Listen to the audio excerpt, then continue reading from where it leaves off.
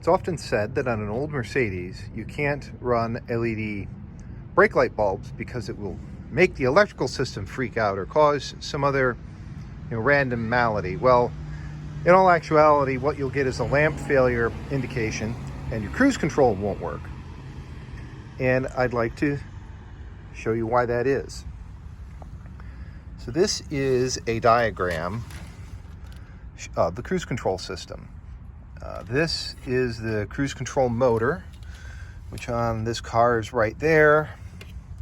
And it comes up to this plug here. That is this. The way this works inside is there's a motor that turns a gear, and then a clutch that the gear can pivot, and the clutch pulls the gear in so that the motor can drive it, which then drives the throttle linkage. You can see here we've got from the cruise control, they call it the amplifier, but it's a computer. The output comes out from the computer, goes off on this car to the overboost deactivation relay, and then also comes down through the solenoid, back up and over to this junction here, which is where all of the brake lights connect. You can see we've got our from hot and run start, comes down through the stop lamp switch, comes to here and feeds into the disengage input on the cruise control unit. Well, then what's the function of this? If this is supplying power out, why is it connected here into the stop lamp circuit? And the answer is that this grounds through the tail lamp bulbs. So that is pin 6. If I come over here and put this in pin number 6, you can see my lamp lights up. It's connected to battery. If I come to the back of the car and remove the stop lamp bulb, and I've already removed the one on the other side and the third brake light, you see the lamp has gone out. So the cruise control grounds the apply clutch through the tail lamp bulbs. So if I put that back in, and we come back to the front,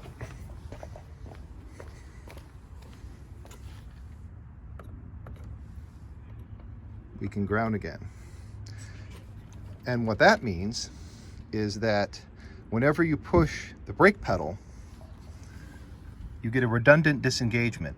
You get this disengage signal coming into the computer, and then as a backup, the release clutch itself is grounded through the tail lamp bulbs, and when they're powered, the ground goes away and the clutch must disengage. Additionally, the computer, if it detects some other fault, it says in the manual that it will drive the motor backwards. If there's somehow like if the clutch sticks on, it will drive the motor backwards. And the linkage is such that the cruise control can only push the throttle forward. It can't pull it back. So the car would still be able to drive. In this car, I did actually have this wig out once where it, lost its mind and went full throttle, and hitting the cancel switch on the dashboard did not turn it off, but when I tapped the brake pedal, it did cancel the cruise control.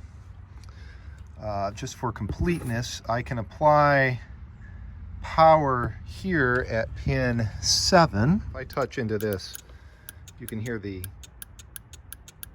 yellow relay activate, which I'm not totally sure how this works. The diagrams actually don't make sense, but it seems like it would deactivate or activate the overboost protection solenoid, which would stop fuel enrichment happening, but obviously I don't have that hooked up at present, so it doesn't make much of a difference. So that is why you cannot use LED brake light bulbs on a 126 Mercedes. So the clutch seems to click. You can hear it. When I touch on the pin, I get a dim test lamp. My relay coil clicks, and I can get back on the pin. The solenoid in there clicks. So what I need to do now is drive the motor control. Okay, so if I do this, it will turn the clutch on. And then if I do this, it will move the motor. And the multimeter is on the reference resistor. So you can see that works just fine. And then if I release the clutch, it all releases. So my actuator seems to be fine. Must be a problem with the control unit. This is the combination switch out of my 91 350 SDL.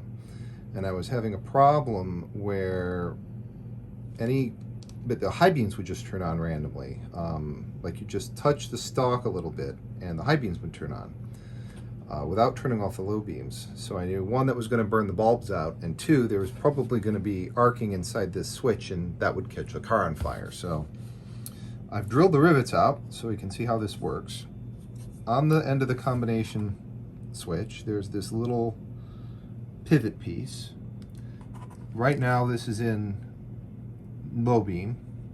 If I pull it back for flash to pass, notice that the little piece moves out. And if I click it forward to high beams, notice that the piece moves all the way in. So low beam, high beam, and flash to pass. So what does that actually do inside of the switch? Inside of here there are two contact bars, and in the neutral state they're both pushed down a little bit. Let me get a wider pushing implement here. They sit like that. When you do flash to pass, it pushes them all the way down, and that makes, on this contact, when you go to high beams, it pulls back. And so the first thing it does is make on this part right there, and then it breaks right there. And as you go back to low beam, it pushes down, it makes on this far side, and then breaks there. And that's how the car turns the high beam bulb on before the low beam bulb turns off. It's got this kind of teeter-totter thing.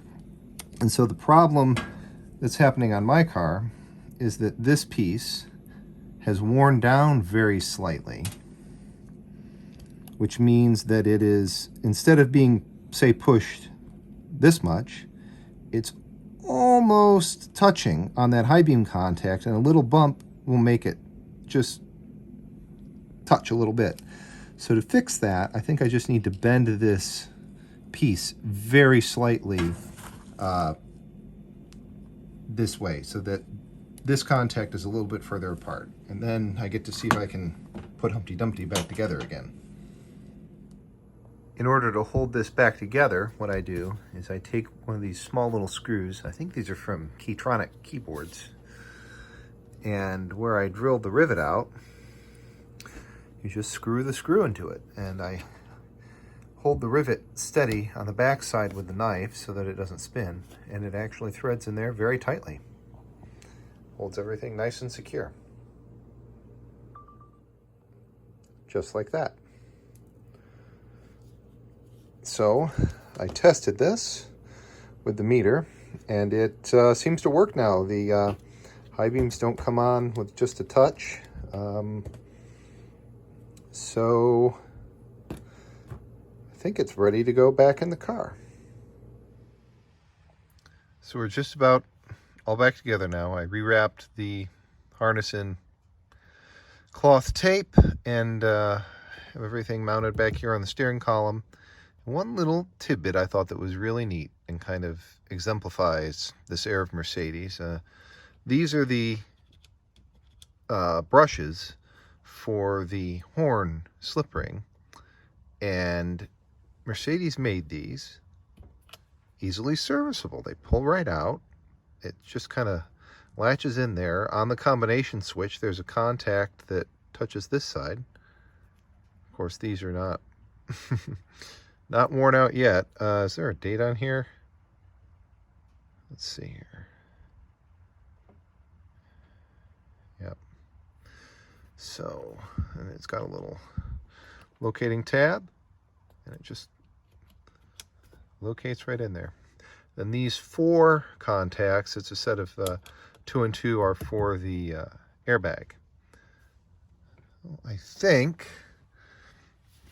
oh yeah, I can show this is the multifunction stalk harness. I wrapped that in new friction tape because all the original covering was just falling off. I do need to zip tie all these wires back together. I couldn't get the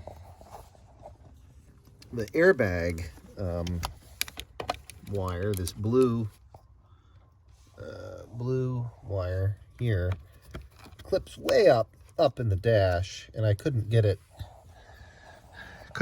unplugged, and I didn't feel like taking the instrument panel out, so it'll be fine. I'll just tape it up. I was getting an occasional SRS light on this car if it sat for a long time and the steering wheel was exactly at center. As soon as you'd move it, it would go out. So I'm just gonna show you. This is the kind of gunk I'm getting out of the contact rings for the airbag. So you don't want to use any like cleaner or lubricant or anything on this. I'm just wiping them with a clean paper towel. So that should improve the connection, hopefully. It works. And if I go very slowly, yeah.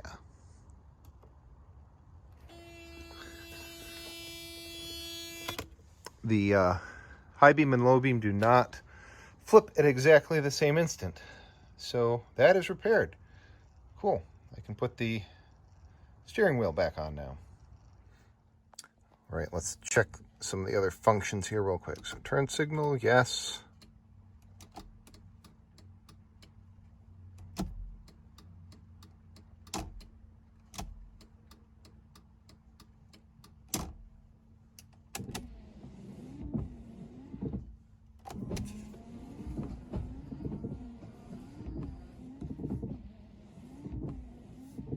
It all works.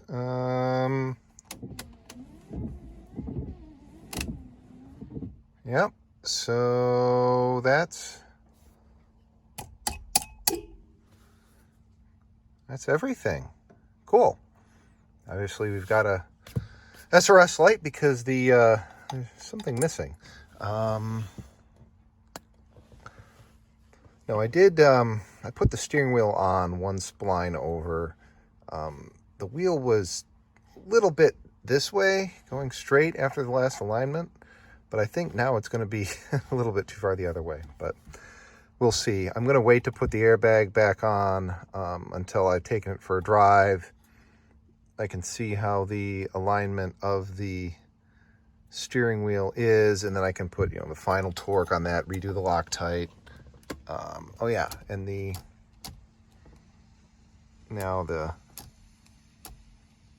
that works, and flash to patch still works, so good shape. Very good shape.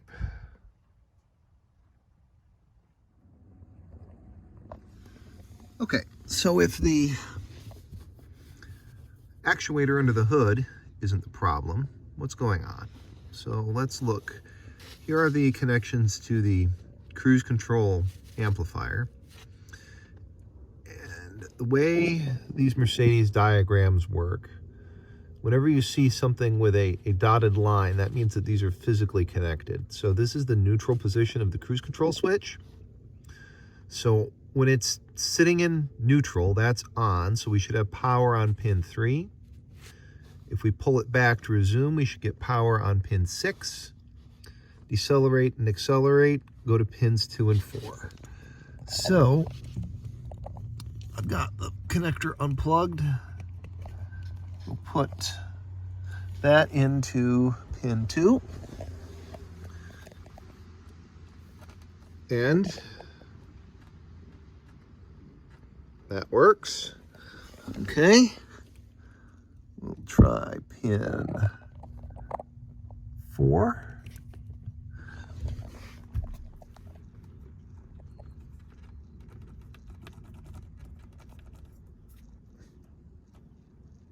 Pin 4. That's resume. Wait, what? Okay, I misread the diagram. So that is pin, I actually got it on pin 6. So that is resume. So that works. Now, let's check pin 3. This should have power on it all the time until I push it to off. So 1, 3. Nothing.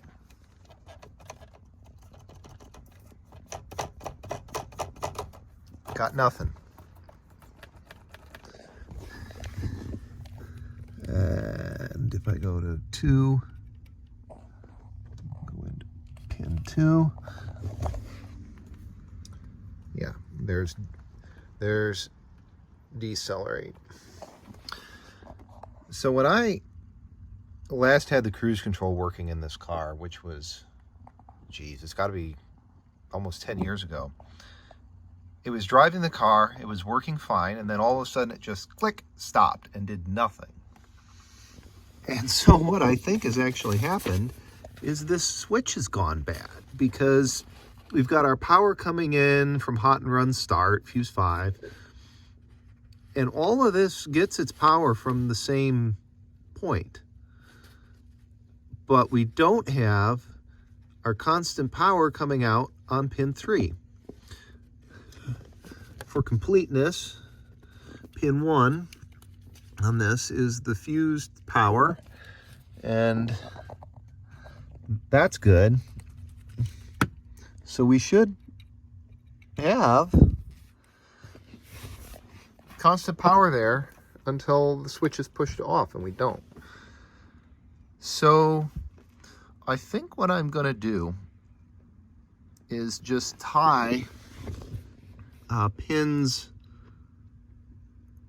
1 and 3 together and see if that gets it running. Now, I won't have the ability to hit cancel on the button anymore, so I'll have to bear that in mind, but I can use the brake pedal to disengage.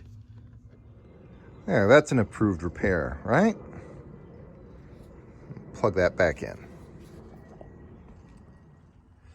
Yeah, I think I'm going to live with it for now, not having the cancel function, and just use the brake pedal. U.S. market cars, for those of you in other areas of the world, had a feature called passive restraint, where there's a crash test done at 25 miles an hour with an unbelted driver. Cars, even today, still have to pass this crash test. And so you can see that the lower dash on my car looks quite a bit different than the European models, whereas they have a, kind of goes back right along the edge of the dashboard. The US model has the big foam padded piece, and then this kind of crushable metal knee bolster to catch your knees. With the idea that, if you get into an accident, you don't have your seatbelt on, you've got this kind of nice padded piece to hit initially, and then if it's a really bad accident, this continues pushing in and goes against that kind of corrugated, crumply metal piece. So that's what my car has.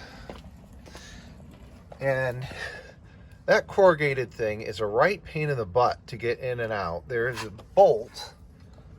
I don't even know if I can show it. Anyway, it's like way back up in there. You have to go between the steering column and the corrugated piece with a thin 10 mil and a wobble. And I just put all this back in, and I don't feel like taking it back apart. So yeah, I think that's how it's going to stay for now. But I can button this all back up, and I'll have 99% working cruise control again. Okay, that's back in there, and what I wanted to do was kind of show you now. So there's the corrugated knee bolster. And if we look up in there, all of the connections from the steering column are obscured by this thing. So there's where the cruise control amplifier computer mounts. Right next to that is the seatbelt and lamp warning relay. Since my car is a 91, you can see I've got this extra mechanism on the brake pedal with this cable. That's for the park interlock that they added for 91. What else would be different under here from a Euro market car? I think that's about it. Yeah, very tight. Difficult to get your hand up in there to release the little clip. There we go, all back together. You can see how that would catch your knees. You know, where I usually sit, I've got very short legs. So if I move the seat back to where I sit normally, you know, here's, my knees are almost touching that as I drive normally, so. But there you go. So one more thing on the SDL fixed. Check it out.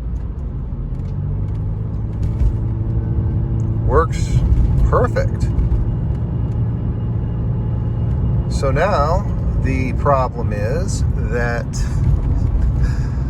I just put the steering column back together, and to get the cruise control switch off, you have to take the whole steering wheel and everything back apart. I'm half tempted just to leave it be. Should have checked that while it was all apart.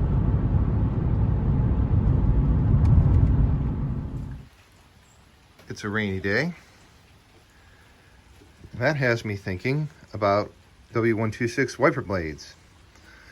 So, like everything on this car, the wiper blades themselves were very thoroughly designed. This is a factory wiper blade, which unfortunately these are no longer available. This is the current production Bosch blade that you can still get, and there are a number of differences. If you notice, the whiffle trees are not as tall, so this can curve a lot more than this one can. Additionally, I think this is the driver's side. Yeah, now I forget which is which. One of the two, the pivot isn't in the middle. I believe it's on the driver's side that the pivot isn't in the middle, which gives the wiper blade an extra, I don't know, ½ inch of reach, which means that at the very top of the windshield, it doesn't leave a little gap between the two blades. So what I'm going to do now is take the blade assembly out of these newer blades and put it back in the old whiffle trees that I saved. There we go. This shows the other difference on the driver's side. There's only one point on the whiffle tree, which makes it really curve over. So this will actually clear the top of the windshield. I believe this is the passenger side one. No, it's the same. It has the same thing. So I'll go ahead and move this blade over now. So now with these original wiper arms installed, you can see how the single link wiffle tree, goes all the way to the end, and the wiper just about touches the glass. If I turn these on, at the top, it doesn't leave a little drop. And now it wipes pretty good. Although these wiper blades aren't perfect. One thing I like about the W126 wipers is that the passenger side one does not dump its water in front of you while you're driving. Mercedes spent a lot of time thinking about rainwater management on these cars. Cool.